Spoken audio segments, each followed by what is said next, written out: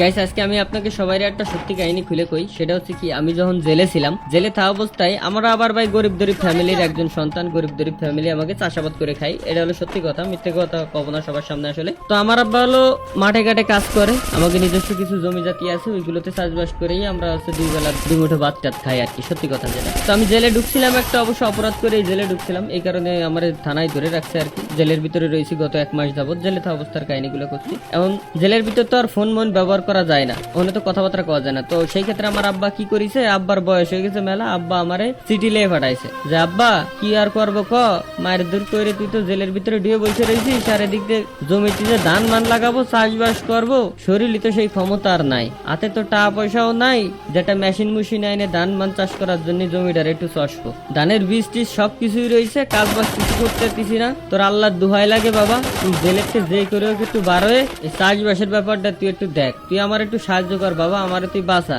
আমি একা তো আর পারতেছি না। আমার আব্বা আমার এই চিঠিটা লেখার পর, ওই চিঠিটা যখন আমি পড়ছিলাম ভাই, আমার মাথা মতো তখন হ্যাং যে আব্বাই কি কয়, আব্বা এত কষ্ট করতেছে, জমিতে ধান মান লাগাতে পারতেছি না, আব্বাই খাবে কি? আমি নয় জেলের ভাত খাচ্ছি, ওটা আলাদা বিষয়, কিন্তু আব্বাই খাবে কি? তখন আমি কি আনলাম, আমি আব্বারে আবার একটা চিঠি লিখলাম, আব্বা ওই জমি যে তুমি চাষবাস করতে চাচ্ছ, ওই জমি চাষবাস কিছু কইরো না, পুলিশ যে আমারে ধরিছে সন্দেহের বসে ধরে রাখে দিছে, আমি যে মারধর করছিলাম অস্ত্র মস্ত্র সব তো ওই জমির ভিতরে লুকোই থুয়ে দিছি আমি, তুমি যদি মাটি খুঁজো তো নগদে ধরা খাই যাবানি, যাবজ্জীবন জেলে হয়ে যাবেন আমার, তোমার আল্লাহর দোহাই লাগে আব্বা, তুমি জানো ওই জমি আর খুঁজছো না, চাষবাসও করার দরকার নেই। এই চিঠি আমি আবার পুলিশের হাত দিয়ে আমার আব্বার কাছে যখনই পাঠাতে দিছি, পুলিশরা করছে কি আমার ওই চিঠি পড়ে এলাইছে, এন্ড পড়ার পরে পুলিশটা তাড়াতাড়ি যায় অন্য অন্য লোকজন নিয়ে যায় আমাকে জমি সব খুঁজা শুরু করেছে, কোন জায়গায় আমি অস্ত্র মস্ত্র সব লুকাই থুয়ে দিছি। পুলিশ খুঁজছে একেবারে তন্ন তন্ন করে খুঁজতেছে পুরো জমির, কোন জায়গায় অস্ত্র মস্ত্র কিছু পায় নাই। কিছু না পাওয়ার পর আমি আব্বারে আবার আর একটা চিঠি লিখছি যে আব্বা জেলে থাকা অবস্থায় এইটুকু উপকারী তোমারে করতে আসছিলাম,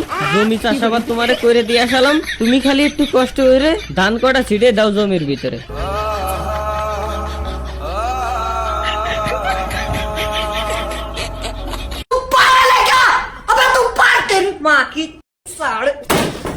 তো যাই হোক গাইস, এই ছিল হচ্ছে আমার ব্যাকগ্রাউন্ড হিস্টোরি। যাই হোক গাইস, সো গাইস কেমন আছেন সবাই, আশা করি সবাই ভালো আছেন।